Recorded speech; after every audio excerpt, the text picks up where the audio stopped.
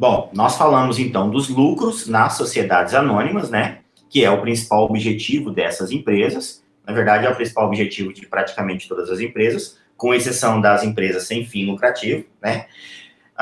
Então, as sociedades anônimas, não fugindo à regra, objetivam o lucro, e esse é o principal motivo, ou a principal razão de existência, né, das sociedades anônimas na sociedade e no nosso mundo capitalista, tá? Alcançar lucros, né, obter lucros, tirar vantagem financeira através da sua prestação de serviços, bens, né, ou produtos que que determinado ramo de atividade que essa empresa desenvolva possa vir a oferecer para a sociedade, né? Possa vir a oferecer para a população como um todo. E agora nós vamos falar sobre a reserva e sobre os dividendos, né? Então eu falei que o lucro é o principal objetivo, né? E também falei que esse lucro ele deve ser dividido entre os acionistas, né? Obviamente o lucro líquido, retirando aí as despesas e as obrigações da sociedade anônima.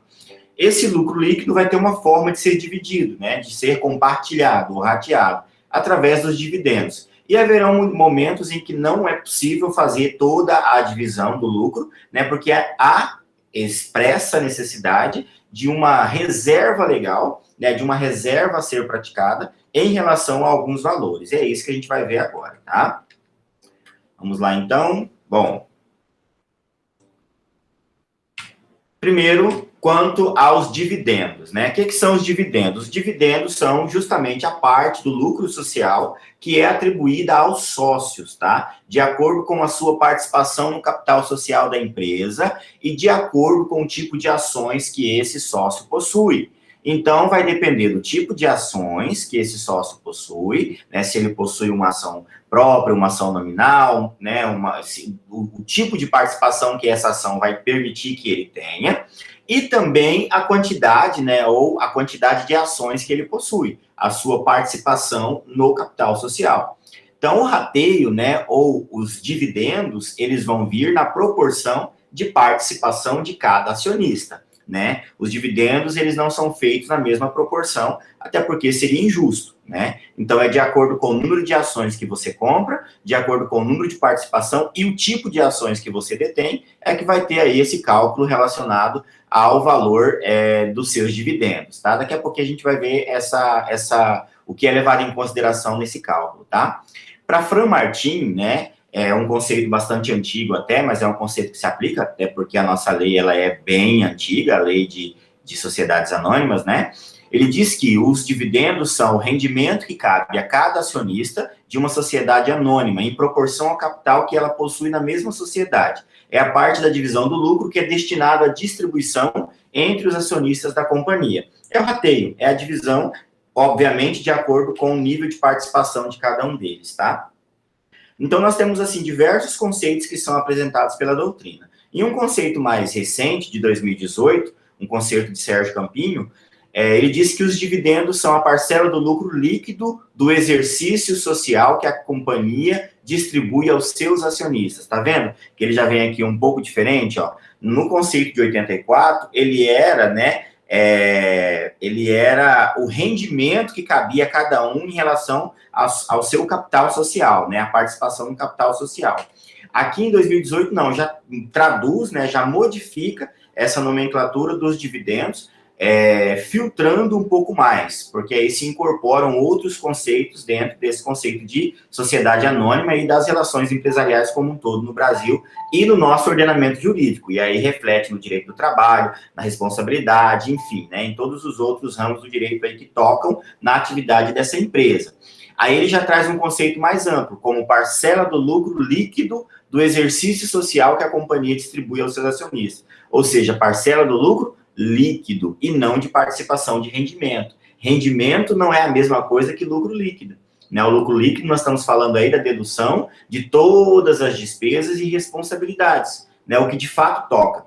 Lembra que no vídeo anterior eu mostrei o nível, né, de lucro líquido das sociedades anônimas do Brasil e o nível de rendimento dessas sociedades? Elas renderam 500 e tantos bilhões, mas de lucro líquido foram somente 62,9 bilhões, tá? Para Marcelo Giovanni, também um conceito mais contemporâneo, de 2003, ele diz que esses dividendos são a parte dos lucros sociais que a Assembleia Geral da companhia decide distribuir aos acionistas, conforme disposto nos estatutos e segundo o resultado apurado no balanço do exercício. Marcelo Giovanni, ele já traz um conceito que é um pouco mais apurado e um pouco mais doutrinário, né? Um conceito um pouco mais acadêmico, tá? Se a gente volta aqui no conceito de 84, do Fran Martin, ele traz um conceito mais cunhado, assim, entre aspas, aí, segundo um exemplo, mais cunhado a facão. É um conceito mais bruto, mais simples, né? Um conceito mais coeso. É apenas o rendimento que cabe aos acionistas, né? Aí, se a gente vem para outra ponta, com o Sérgio Capini, ele diz que é a parcela do lucro líquido, né, do exercício social daquela companhia, para ser dividido. O Marcelo Giovanni fica ali no meio. Ele diz que, na verdade, é a parte, sim, dos lucros líquidos sociais, mas que foram decididos em assembleia em ser distribuídos aos seus acionistas. E, de fato, é assim.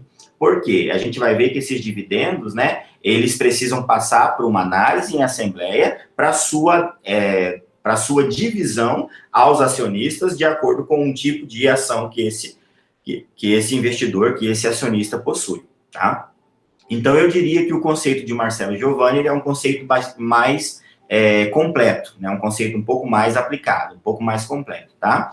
Não desvalorizando ou não desprezando o conceito de Sérgio Campinho, porque o conceito de Marcelo Giovanni, ele fala que é a parte dos lucros sociais que a Assembleia deseja distribuir, né? E ele não fala acerca aí, né, do lucro líquido do exercício. Então, é a parte, sim, dos lucros sociais, né, mais líquidos do exercício, tá?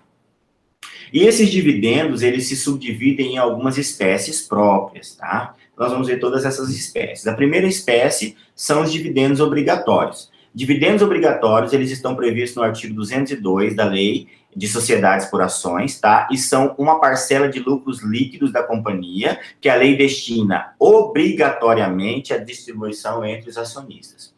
Então, de todo, né, o lucro líquido que foi alcançado, uma parte deles, a lei diz que tem que ser dividido, né? Então, uma parte, obrigatoriamente, vai para a mão do acionista, tá? Mas restam as outras partes. E aí, as outras partes é o que vai ser dividido de acordo com o nível de participação de cada acionista, tá? O tipo, né, 2 de dividendos são os dividendos preferenciais, ou seja, dividendo preferencial ou também conhecido como dividendo prioritário, é um dividendo que é oferecido para os acionistas que são detentores de ações preferenciais. Essas ações, obviamente, custam mais caro e, por isso, elas geram mais rendimentos ou mais prejuízos, a depender, né, do caminhar dessa empresa aí e da vida, né, dessa empresa, da saúde financeira da empresa, tá?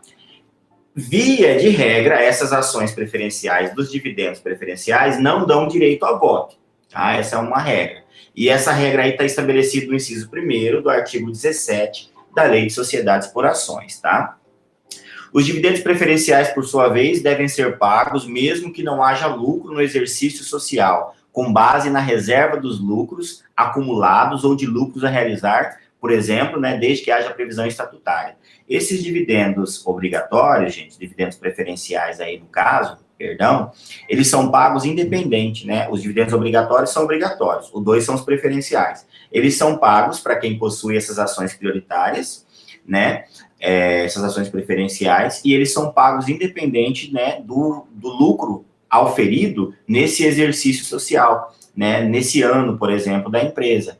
Por isso existe a reserva de capital, né, com alguns tipos diferenciados também, tá? Então, é possível a gente notar que o não pagamento do dividendo fixo, né, ou mínimo estaturalmente estabelecido, aos acionistas detentores por 3 exercícios consecutivos, ou seja, por 3 anos consecutivos aí, né, anos financeiros ou exercícios financeiros, né, cessa a restrição, né, nos direitos societários dessa empresa, tá? Ou seja, caso elas não disponham das vantagens que elas prometeram aos seus acionistas, porque não tem resultado financeiro positivo, por exemplo, né, o acionista preferencial volta a deter direitos até, né, que esses direitos até que esses dividendos sejam pagos. Por exemplo, o direito a voto, o que ele não tinha antes, né, com a compra básica, né, da ação preferencial, tá?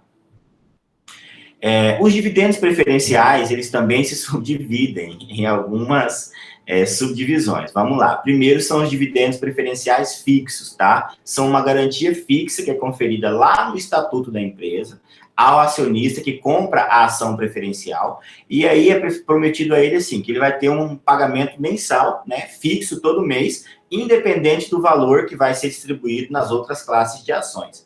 Então, a promessa é, você vai receber tanto todo mês, né, todo exercício financeiro, por causa do tipo de ação que você adquiriu, né, em razão do tipo de ação que você adquiriu. Nesse tipo de dividendo fixo, os cálculos, eles levam em consideração o quê? Primeiro, o valor da moeda corrente, o valor percentual sobre o valor nominal das ações preferenciais, ou também, né, o valor percentual do capital social nos casos das ações que não tiverem valor nominal, tá? Aí o segundo tipo de dividendo preferencial são os dividendos preferenciais mínimos, tá? Dividendos mínimos consistem em um valor mínimo que vai ser pago aos preferencialistas ao final de cada exercício social. Então, aqui nós temos o dividendo fixo, que ele vai ser 100% aquele, ou o mínimo, que é um valor mínimo que vai ser estabelecido lá no estatuto, né, pago ao final de cada exercício social daquela sociedade anônima. Temos também ainda os dividendos preferenciais sob modalidade intermediária ou intercalares. Está previsto lá no 204 da Lei de Sociedades, estabelece que essas sociedades podem, caso desejem, levantar balanços ao longo do exercício social e distribuir esses dividendos entre os sócios, né, entre os acionistas, desde que haja uma previsão estatutária para isso e desde que haja também uma previsão de reserva de lucro, né, de que seja possível prever ou consignar aí a possibilidade, a probabilidade positiva, né, de saldo para que haja o cumprimento ou o pagamento desses dividendos intermediários, intercalados no meio do exercício social, tá? Então, esses são os dividendos, são as formas de pagamento, né? Então, nós podemos, né, investindo em ações, em empresas, em sociedades anônimas, né, empresas de capital aberto, nós podemos receber esses lucros advindos dessas empresas através dos dividendos que são justamente essa divisão dos lucros, né, líquidos desse exercício social, tá? E esses dividendos podem ser dividendos obrigatórios e dividendos preferenciais. Os dividendos preferenciais, por sua vez, se subdividem em dividendos preferenciais fixos, dividendos preferenciais mínimos, dividendos preferenciais intermediários e intercalares também. E ainda temos aí a figura das reservas reservas financeiras ou reservas de dividendos, tá? Essa reserva é justamente o que o próprio nome diz, é uma garantia ou uma guarda relacionada aos valores que foram aferidos nesse exercício social, né, para ser reinvestido na empresa, para poder criar estímulo, investimento, né, enfim. E existem situações que autorizam ou não a distribuição dos lucros diretamente aos acionistas, tá? Essas previsões, elas estão limitadas, todas elas, e regulamentadas por força de lei, né, tá lá, são números cláusulos, de forma que evitem o desvirtuamento das companhias, tá? Então, são quais as possibilidades de reserva? A primeira é a reserva legal. Reserva legal está instituída lá pela Lei de Sociedade Anônima e ela tem como função, como objetivo, garantir a integridade do capital social da empresa, né? Ou seja, tem que reter para a companhia especificamente, né? A lei obriga que os investidores, né, que os acionistas, eles reapliquem 5% do lucro líquido do exercício na constituição da referida reserva, né? Esse 5% que não vai exceder 20% do capital social. Isso é obrigado a ser reinvestido na empresa a título de reserva legal, tá? A segunda reserva, né, além do que a lei impõe, é possível haver ainda reserva estatutária, que é aquela prevista no próprio estatuto, né? Ela vai ser instituída pelo Estatuto Social, né? Desde que seja indicado um modo preciso e completo, né? Para que qual é a finalidade dessa reserva, qual é a parcela dos lucros anuais que vão ser destinados, qual que é o limite dessa reserva que vai ser destinada. Então, ou a reserva legal ou a reserva estatutária. Mas ainda tem a reserva para contingência específica, tá? essa distribuição de dividendos, ela não deve ser feita de forma irresponsável, ou seja, há situações que fogem do controle. E a essas situações que fogem do controle é necessário ter uma reserva de capital. E essa reserva é denominada de reserva para contingência, tá?